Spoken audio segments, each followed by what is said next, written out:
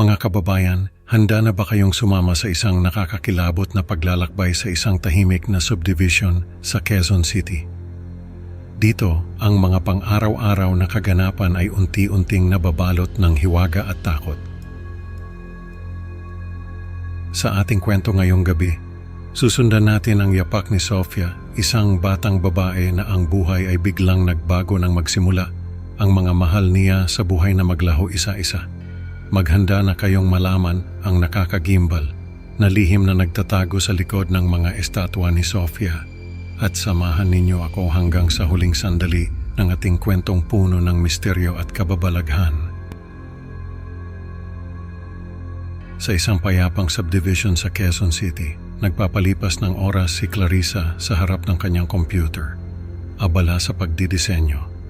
Tila ang pag-click ng mouse at pagtipa sa keyboard ang kanyang musika habang hinihintay ang pagdating ni Sofia mula sa eskwelahan.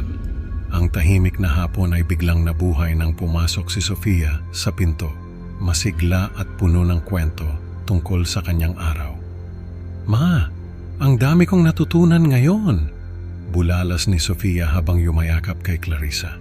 Ibinahagi niya ang bagong libro na regalo sa kanya ni Tita Lourdes na tila ba'y isang mahiwagang yaman. Isang umaga, habang nag-aalmusal, tumunog ang telepono. Si Tita Lourdes nasa kabilang linya, masayang ibinalita ang kanyang paglipat sa Cebu para sa isang bagong oportunidad. Ngunit ang masasayang pag-uusap ay biglang naputol nang sa mga sumunod na linggo. Hindi na sumasagot si Tita Lourdes sa mga tawag at mensahe. Nag-aalala si Sofia ay naging balisa, ngunit pinilit ni Clarissa na pagaanin ang loob ng anak. "Baka busy lang si Tita, anak. Huwag ka masyadong mag-alala." Habang lumilipas ang mga araw, ang misteryo sa paligid ni Sofia ay unti-unting bumabalot sa kanilang tahanan. Ano kaya ang susunod na mangyayari sa kanilang buhay? Sa paglipas ng panahon, nagpapakita si Sofia ng kanyang mga medalya at parangal kay Ginoong Ramos sa kanilang lumang bahay na puno ng mga libro at larawan ng kanyang mga dating estudyante. "Tingnan mo po sir, dahil po sa inyo, marami na akong na-achieve," masayang sabi ni Sofia. Ngunit isang hapon, dala ang lugaw na paborito ni Ginoong Ramos, si Sofia ay sinalubong ng hindi inaasahang balita mula sa kapitbahay na isinugod ito sa ospital at hindi na nakabalik pa. Ang balitang ito ay parang malamig na hangin na dumaan sa kanyang katawan, nagdulot ng pangamba sa kanyang puso. Sa isang coffee shop sa Katipunan, masayang nagkukwentuhan sina Sofia at Ate Rina tungkol sa mga plano nito sa Davao. "Excited na ako, Sofia. Bagong adventure ito," sabi ni Ate Rina habang umiinom ng kape. Ngunit pagkatapos ng kanilang pagkikita, tila naglaho na parang bula si Ate Rina. Walang nakakaalam kung saan siya pumunta o ano ang nangyari sa kanya. Ang mga pagkawala ay nag-iiwan ng mga tanong na walang kasagutan. Ano ang misteryong bumabalot sa buhay ni Sofia? At paano ito haharapin ng kanyang pamilya? Ang kasagutan ay naghihintay sa susunod na kabanata ng kanilang buhay. Sa isang romantikong gabi sa UP Diliman, naglalakad sina Sofia at Ethan sa ilalim ng mga puno. Ang paligid ay tahimik at ang mga ilaw mula sa mga poste ay lumilikha ng mahiwagang tanawin. Ngunit sa kabila nito, hindi maikakaila ang tensyon sa pagitan nila. "May problema ba?" tanong ni Sofia na may halong pag-aalala sa kanyang boses. "Parang ang layo mo ngayon, Ethan." "May mga bagay lang akong iniisip," sagot ni Ethan. Ang kanyang mga mata ay hindi tumitingin kay Sofia.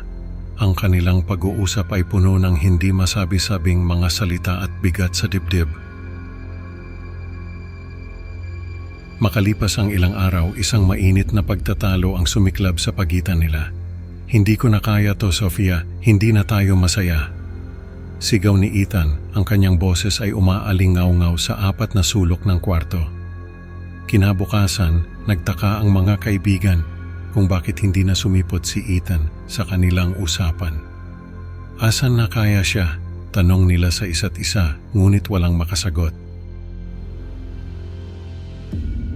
Nag-aalala, nag-usap sina Clarissa at Marco tungkol sa kakaibang pattern ng pagkawala ng mga malapit kay Sofia at nagdesisyon silang irekomenda ang pag-aaral niya sa Manila. Baka mas mabuti pa para sa kanya na magkaroon ng bagong simula, sambit ni Marco, habang pinagmamasdan ng kanyang anak na tila ba may mabigat na pasanin. Isang gabi, narinig ni Sofia ang pagtatalo ni na Clarissa at Marco tungkol sa kanyang kinabukasan. "Hindi, ayoko sa Manila. Dito ako masaya." Sigaw ni Sofia, ang kanyang mga salita ay puno ng pagtutol at determinasyon na manatili. Ang tensyon sa kanilang tahanan ay kapansin-pansin na tila ba may unos na paparating. Sa isang tensyonadong hapunan, hindi na nakatiis si Clarissa at dinala si Sofia sa isang lumang bodega sa Antipolo. "Ano ba itong pinapakita mo, ma?" Tanong ni Sofia.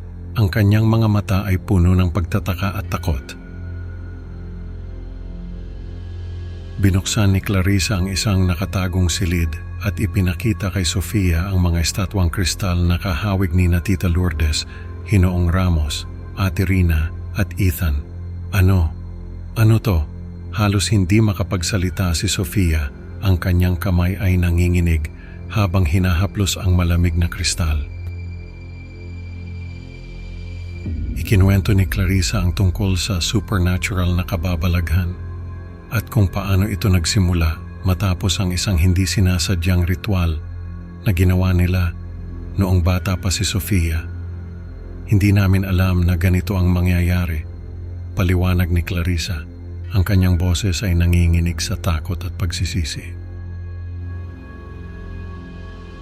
Sa gitna ng kanilang pag-uusap, tumawag si Marco na nagsasabing uuwi na siya matapos ang isang mahabang araw sa trabaho.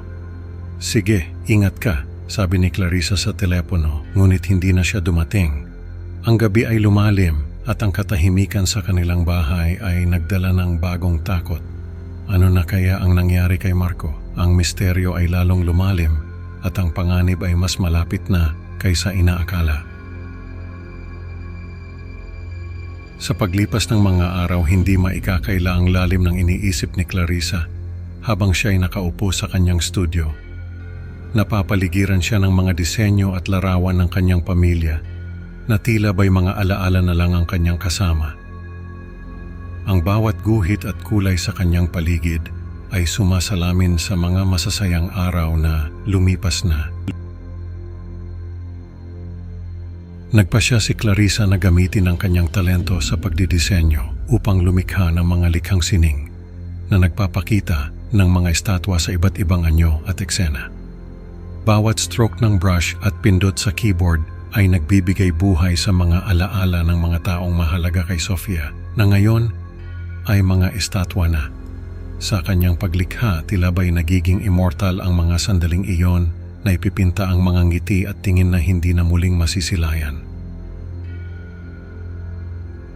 Sa isang exhibit sa Cubao, ipinakita ni Clarissa ang kanyang mga obra na nagpaparangal sa mga nawawalang mahal sa buhay ni Sofia.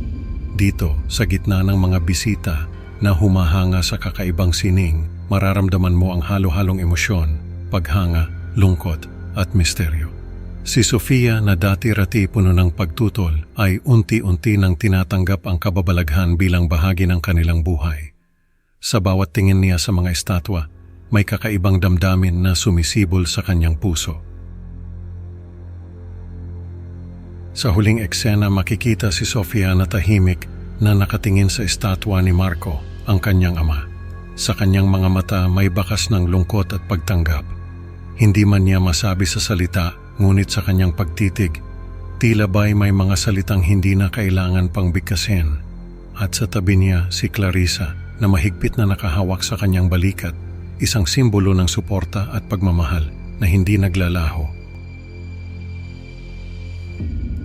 Ano kaya ang magiging kinabukasan para kay Sofia at Clarissa sa mundong ito na puno ng misteryo at kababalaghan? Ang kanilang kwento ay hindi pa tapos at may mga pahina pa na naghihintay na maisulat. Sa huli natutunan natin na ang mga mahiwagang pangyayari ay maaaring magdulot ng malalim na sugat sa puso. Ngunit ang pagtanggap at pagmamahal ang susi sa pagharap sa mga ito. Maraming salamat sa pakikinig mga ka-Creepy Pinoy Stories. Huwag kalimutang mag-like at mag-subscribe para sa mas marami pang nakakakilabot na kwento. Excited na ako na makasama kayo ulit sa susunod na upload. At tandaan sa bawat anino sa dilim, baka may lihim na naghihintay na matuklasan. Hanggang sa muli, mga kaibigan, mag-ingat at baka ang susunod na estatwa ay ikaw na.